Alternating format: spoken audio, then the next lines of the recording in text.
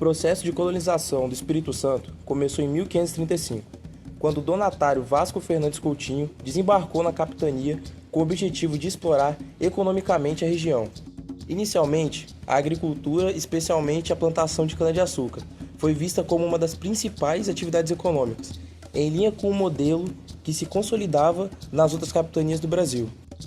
A estrutura social, fortemente baseada no latifúndio e na monocultura, favorecia a formação de grandes propriedades que necessitavam de mão de obra intensiva para prosperar.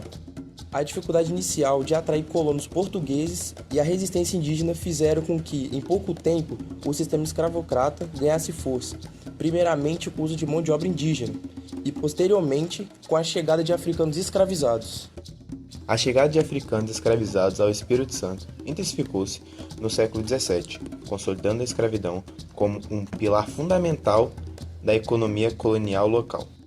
O tráfico de escravos, parte do comércio transatlântico, trouxe africanos de diversas regiões, principalmente da África Ocidental e Central, que foram forçados a trabalhar em condições desumanas. Aqui no Espírito Santo, os escravizados foram alocados principalmente nas lavouras de cana-de-açúcar, uma das atividades econômicas mais lucrativas da colônia, que demandava uma grande quantidade de mão de obra. Além da agricultura, os escravos também foram utilizados na construção de infraestrutura e na produção de alimentos, desempenhando um papel vital na manutenção da economia local. A vida dos escravos era marcada por uma brutal repressão física e psicológica, com castigos severos e controle social rígido por parte dos senhores de engenho, o que dificultava qualquer tentativa de revolta. Apesar da repressão, os africanos escravizados encontravam formas de resistência. A formação de laços comunitários dentro das senzalas e a manutenção de suas crenças, práticas culturais e espirituais serviam como mecanismos para preservar suas identidades e enfrentar a opressão. Esses elementos culturais africanos não foram destruídos pela escravidão, ao contrário, resistiram e passaram a influenciar profundamente a cultura capixaba. Entretanto, a resistência também se manifestava de forma mais direta, como nas frequentes fugas para formar quilombos. Essas comunidades de escravizados fugitivos eram organizadas em locais isolados como florestas e áreas montanhosas, e ofereciam aos africanos, os seus descendentes, a possibilidade de reconstruir uma vida fora das estruturas coloniais de dominação. Essas comunidades resistiam tanto à captura quanto à assimilação forçada, desenvolvendo economias de subsistência e práticas sociais autônomas. Um dos mais conhecidos quilombos do Espírito Santo foi o Quilombo do Queimado, que se destacou por sua organização e pela resistência que ofereceu às forças coloniais.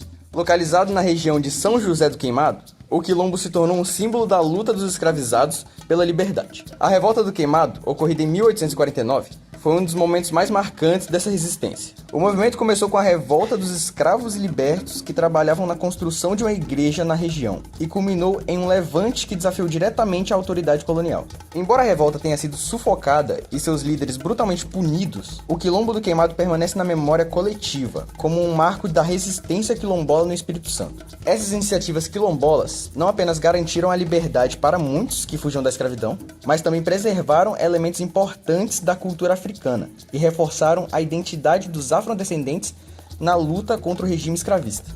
A abolição da escravidão no Espírito Santo, como em outras regiões do Brasil, trouxe profundas mudanças sociais, mas também expôs as dificuldades enfrentadas pelos ex-escravos após 1888. Embora a pressão de movimentos abolicionistas e a resistência quilombola tenham sido essenciais para o processo de libertação, a abolição não foi acompanhada de políticas eficazes de integração para os negros libertos.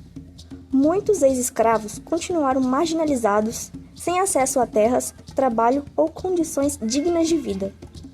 A violência contra a população negra também não cessou imediatamente, sendo emblemático o massacre de negros na Fazenda de Palmas em 1887, que reflete a repressão enfrentada pelos escravizados até o último momento da escravidão. Apesar da conquista da liberdade, a transição para o trabalho livre foi marcada por desafios. No Espírito Santo, as sociedades abolicionistas tiveram um papel importante na mobilização social em torno da causa. No entanto, os ex-escravos continuaram a enfrentar preconceito, a falta de oportunidades e exclusão das novas dinâmicas econômicas.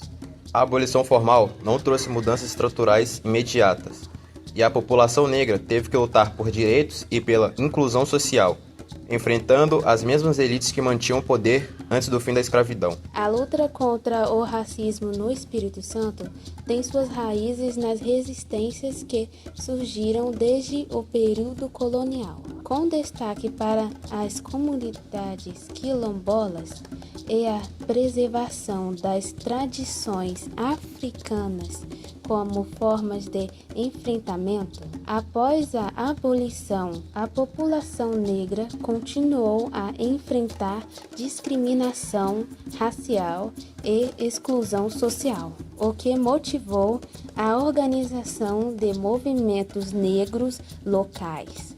Na década de 1970, o movimento negro unificado chegou ao Espírito Santo, se articulando com organizações como o Grupo de Ação e Defesa Negra, que se dedicavam à promoção dos direitos da população negra e à luta contra o racismo.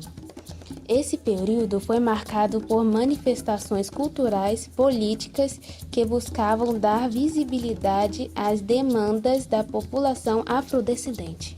A mobilização continuou nas décadas seguintes, com o fortalecimento de iniciativas que reivindicavam ações afirmativas e políticas públicas voltadas para a população negra. A criação de centros de estudos e movimentos culturais, como o Centro de Estudos da Cultura Negra, consolidou a luta contra o racismo e pela inclusão social no Espírito Santo. Esses movimentos desempenharam um papel fundamental na inserção das temáticas afro-brasileiras na educação e na defesa de políticas de cotas nas universidades, além de denunciar as práticas racistas que persistem nas estruturas sociais e políticas.